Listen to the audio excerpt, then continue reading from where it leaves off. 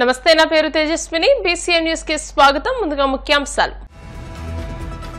ఢిల్లీలో ప్రధాని మోదీ అధ్యక్షతన నీతి ఆయోగ్ 9వ పాలక మండలి సమావేశం. హాజరైన ఏపీ సీఎం చంద్రబాబు.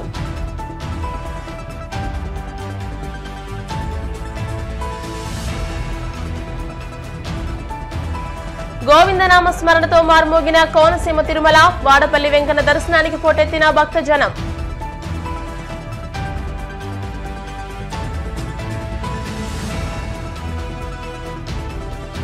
ముంబైలో కుప్పకూలిన 3 అంతస్తుల భవనం. శిథిలాల కింద చిక్కుకుపోయిన వారిని రక్షించడానికి కొనసాగుతున్న రెస్క్యూ ఆపరేషన్.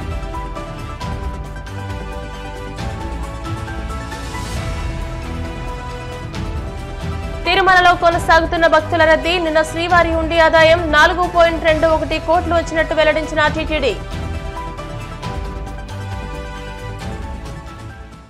ముఖ్యమంత్రి చంద్రబాబు మరోసారి హస్తన పర్యటనకు వెళ్లారు. ఢిల్లీ వేదికగా ప్రధానమంత్రి నరేంద్ర మోదీ అధ్యక్షతన జరిగిన నీతి ఆయోగ్ సమావేశంలో ఆయన పాల్గొన్నారు. ఈ సమావేశానికి పలు రాష్ట్రాల ముఖ్యమంత్రులు హాజరయ్యారు. వికసిత్ భారత్ 2047 విజన్ డాక్యుమెంట్ పై నీతి ఆయోగ్ పాలక మండలి చర్చించింది. కేంద్ర రాష్ట్ర ప్రభుత్వాల భాగస్వామ్యం, సహకారం, గ్రామీణ పట్టణ జనాభా జీవన ప్రమాణాల పెంపు తదితర అంశాలపైన పాలక మండలి సమావేశంలో చర్చించింది.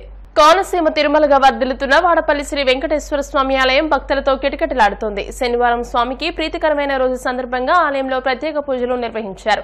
ఈ మేరకు ఆలయ చైర్మన్ రుద్రరాజు రమేష్ రాజు భక్తుల కోసం చేసిన ఏర్పాట్లను పర్యవేక్షిస్తున్నారు. స్వామి దర్శనానికి వచ్చిన భక్తులకు ఎలాంటి ఇబ్బందులు తలెత్తకుండా ప్రత్యేక ఏర్పాట్లు చేసినట్టు తెలియజేశారు. భక్తులు అధిక సంఖ్యలో హాజరై స్వామిని దర్శించుకుని మొక్కులు చెల్లించుకున్నారు.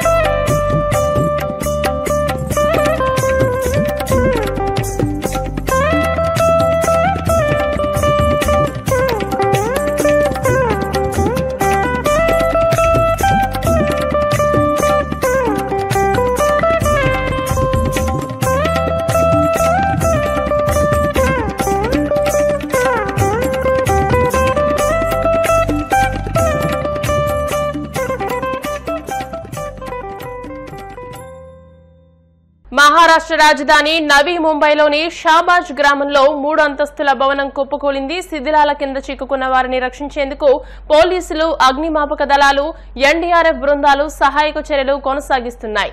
ఈ నేపథ్యంలో Navi Mumbai municipal corporation commissioner Kailash Shinde మీడియాతో మాట్లాడుతూ ఈ రోజు ఉదయం దాదాపు 5 గంటలకు భవనం కుప్పకూలినట్టు సమాచారం వచ్చిందని, ఈ భవనంలో 24 కుటుంబాలు నివాసం ఉంటున్నాయని తెలియజేశారు. ఈ ప్రమాదం నుంచి 2 వ్యక్తులను రక్షించారని, ఇంకా చాలా మంది శిథిలాల కింద చిక్కుకుపోయారని, వారిని రక్షించడానికి రెస్క్యూ ఆపరేషన్స్ కొనసాగుతున్నాయని పేర్కొన్నారు. రాష్ట్రంలో కురుస్తున్న కుండపోత వర్షాలతో గోదావరిలో వరద ఉధృతి కొనసాగుతుంది. భద్రాచలం వద్ద ప్రస్తుత నీటి మట్టం 50.9 అడుగులు ఉండడంతో రెండో ప్రమాద హెచ్చరిక కొనసాగుతుంది. ధవళేశ్వరం వద్ద ప్రస్తుత ఇన్ఫ్లో, అవుట్ఫ్లో 12.49 లక్షల క్యూసెక్కులుగా ఉండడంతో మొదటి ప్రమాద హెచ్చరిక కొనసాగుతుంది. పోలవరం వద్ద వరద ఉధృతి కొనసాగుతున్న నేపథ్యంలో గోదావరి పరివాహిక ప్రాంత ప్రజలు అప్రమత్తంగా ఉండాలని విపత్తుల నిర్వహణ సంస్థ హెచ్చరించింది. స్వచ్ఛ కడప కోసం టీడీపీ ప్రభుత్వం కృషి చేస్తుందని టీడీపీ నాయకుడు అబ్దుల్లా పేర్కొన్నారు. కడప నగరంలోని 28వ డివిజన్ శారదా నిలయం స్కూల్ వద్ద నుంచి మురుగు కాలువలో పేరుకుపోయిన సిల్ట్ను కడప మున్సిపల్ కార్పొరేషన్ అధికారులు తొలగించారు. ఈ సందర్భంగా అబ్దుల్లా మాట్లాడుతూ కడప ఎమ్మెల్యే మాధవిరెడ్డి సారథ్యంలో కార్పొరేషన్లో అభివృద్ది పనులు ముందుకెళ్తున్నాయని, కడపను రాష్ట్రంలోనే నెంబర్ 1 కార్పొరేషన్ గా తీర్చిదిద్దేందుకు ఎమ్మెల్యే మాధవిరెడ్డి కృషి చేస్తున్నారని అన్నారు. ఈ రోజు 28వ డివిజన్లో శారదా స్కూల్ వద్ద మురికి కాలువలు తీయడం జరుగుతుంది. గతంలో వర్షాలు పడిన ఈ సందులో మోకాళ్ళ వరకు నీళ్ళు వచ్చినాయి. అందువలన ప్రజలు ఇబ్బంది పడుతున్నారు. అందువల్లనే తెలుగుదేశం పార్టీ మన నారా చంద్రబాబు నాయుడు గారు, మంత్రి నారాయణ గారు, మన మాధవి అక్క సహకారంతో ఈరోజు మేము కాలువలు క్లీన్ అండ్ గ్రీన్ చేయడం జరుగుతుంది. గతంలో ఎన్నో పార్టీలు వచ్చినాయి కానీ ఈరోజు తెలుగుదేశం పార్టీ వచ్చే వలన ఈరోజు క్లీన్ అండ్ గ్రీన్ చేస్తున్నాం. ఈరోజు కడపలో రాష్ట్రం అభివృద్ధి జరగాలంటే తెలుగుదేశంతోనే సాధ్యం. ఎన్నికల్లో ఇచ్చిన హామీలన్నీ ఒకటొకటిగా నెరవేరుస్తాను. కడపలో అభివృద్ధి కార్పొరేషన్ అభివృద్ధిగా చేపించాలని కోరుకుంటాను. ఏపీ శాసనసభ సమావేశాలు ముగియడంతో మంత్రులు, ఎమ్మెల్యేలు విమానాశ్రయానికి రావడంతో పండుగ వాతావరణం నెలకొంది. మంత్రులు నారా లోకేష్, ఆనం రామనారాయణ రెడ్డి, సత్యకుమార్ యాదవ్, నాదెండ్ల మనోహర్ గన్నవరం అంతర్జాతీయ విమానాశ్రయానికి చేరుకోవడంతో వారితో ఫోటోలు దిగడానికి ప్రయాణికులు, కార్యకర్తలు ఉత్సాహం చూపించి సెల్ఫీలు దిగారు.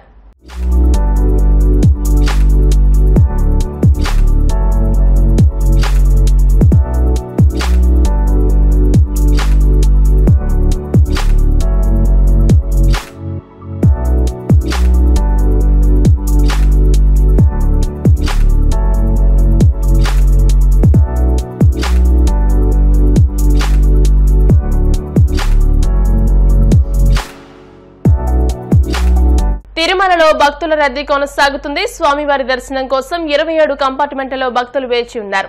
టోకెన్ లేని భక్తులకు శ్రీవారి సర్వదర్శనానికి 14 గంటల సమయం పట్టనుంది. నిన్న శ్రీవారిని 65,980 మంది భక్తులు దర్శించుకోగా 27,441 మంది భక్తులు తలనీలాలు సమర్పించారు. నిన్న శ్రీవారి ఉండి ఆదాయం 4.21 కోట్లు వచ్చినట్టు టీటీడీ అధికారులు తెలియజేశారు.